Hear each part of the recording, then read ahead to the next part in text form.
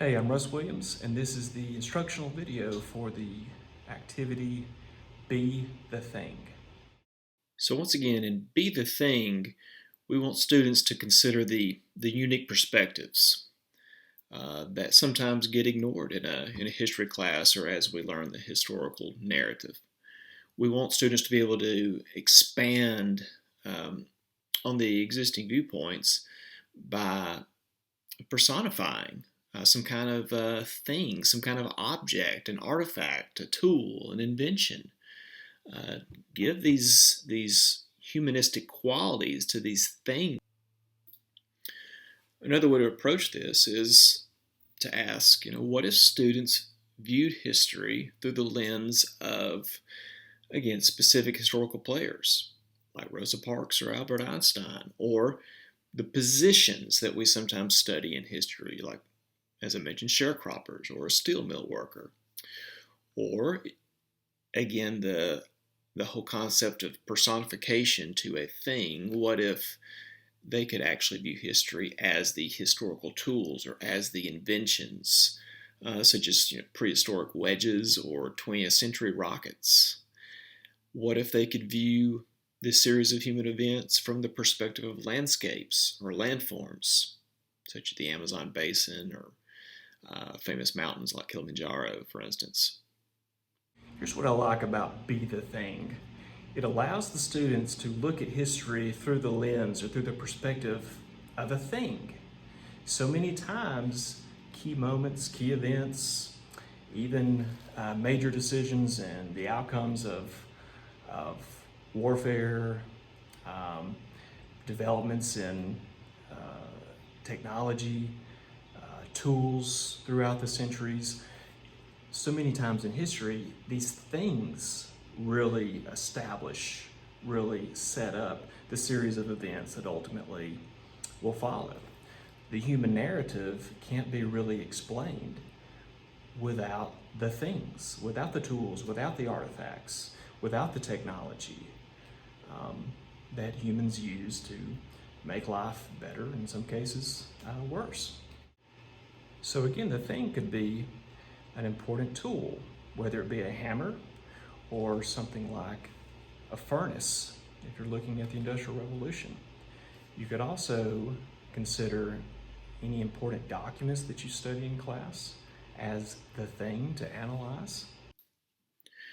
What I like about the template here is you begin with the thing. So the box at the top there is meant for whatever thing the students are taking on the role of. And then of course each level, almost like layers of a cake, you're kind of diagramming and kind of taking it apart piece by piece. So this first, well, let me start with the thing itself, something that we often do. We encourage students to draw the thing. It really invites a lot of those more creative and artistic learners into this activity. So they could simply write it in, or you may ask them to give their best drawing of the thing there in the box at the top. Especially if you're going to do this on a chart, maybe it becomes a group activity. Drawing is a good idea. And then when you start getting to the informational boxes here, the first one you notice just says description, function, or purpose. This is where you're really prompting the students to ask, okay, what are the characteristics of this thing? How does it work? What does it do? What purpose does this thing serve? And so again, this, you can ask for a complete sentence, or you can simply ask for a couple of, basic points, bulleted points here.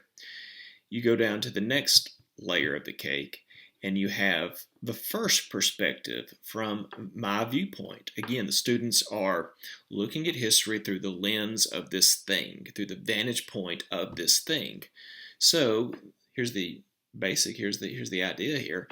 If the thing had senses, what is it seeing? What is it hearing? What is it smelling? And then you can carry that into more detail with a second perspective. Uh, you might ask on the second one, what is it thinking? Finally, we get down to kind of the base of this layered cake here. And really what we're doing here when we ask for 4 pieces of evidence, again, this is just to further support the notion of having students provide the necessary details to back up their findings, to provide all the relevant information that helps explain the whole. So this might be a good place to, and you can even prompt them a little more in each box if there's specific things you're looking for. I might take this approach. In this top box, I might ask them for relevant historical terminology. What are the people, the places, the things that are associated with the ultimate thing? I might ask down here for specific details supporting the use or the function of the thing. And then finally, I might ask, what is the things observing or experiencing? Let me fix this. Should be the thing. What is the thing observing or experiencing on a daily basis from the people, places, or things in close proximity? How does it interrelate with the other people or the other positions or the other things that are playing or having a pivotal role in kind of the overall function and purpose of this thing?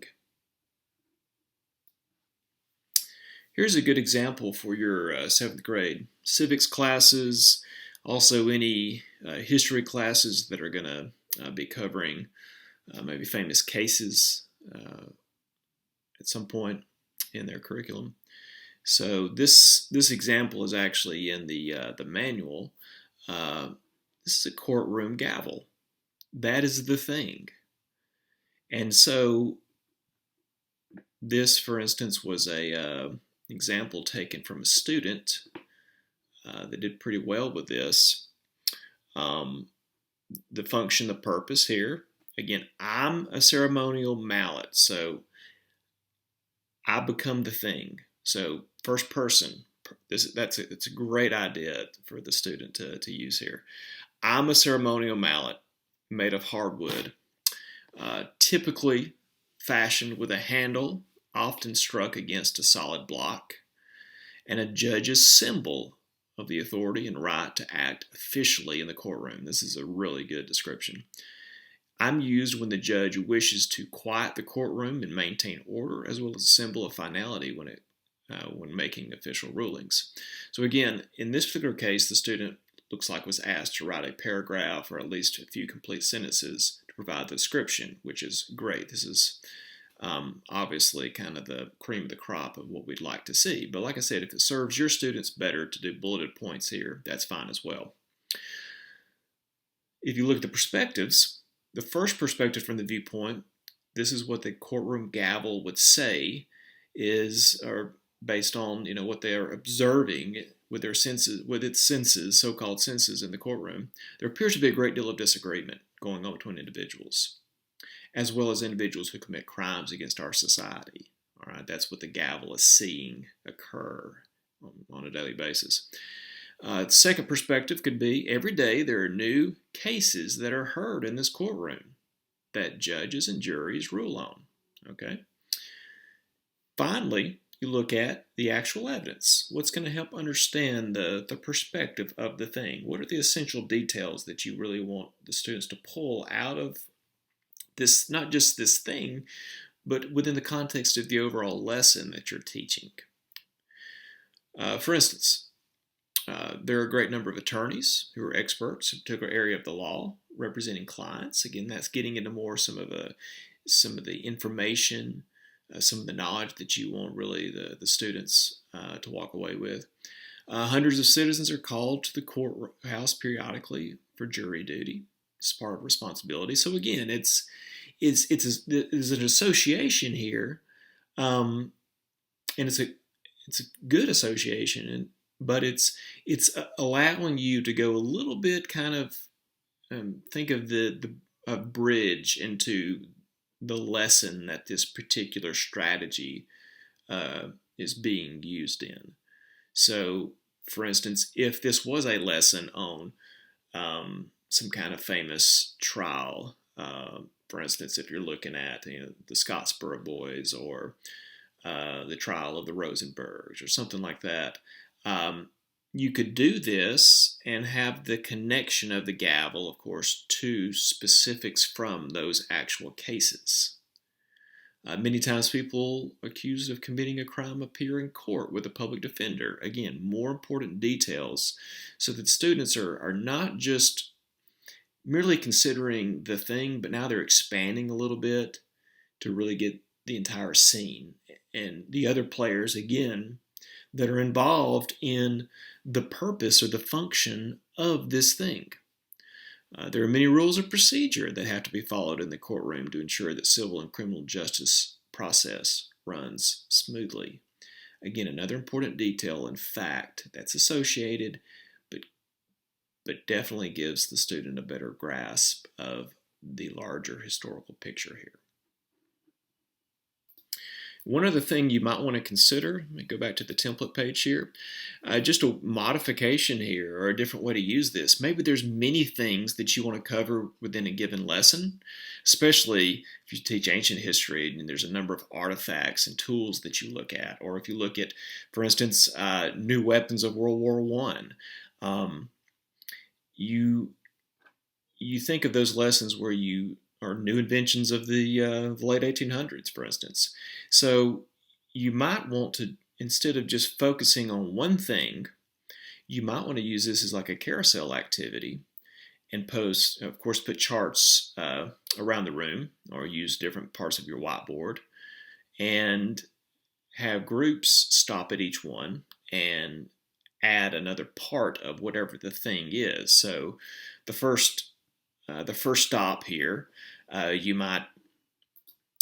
your students might come to example. Let's just use inventions of the late 1800s.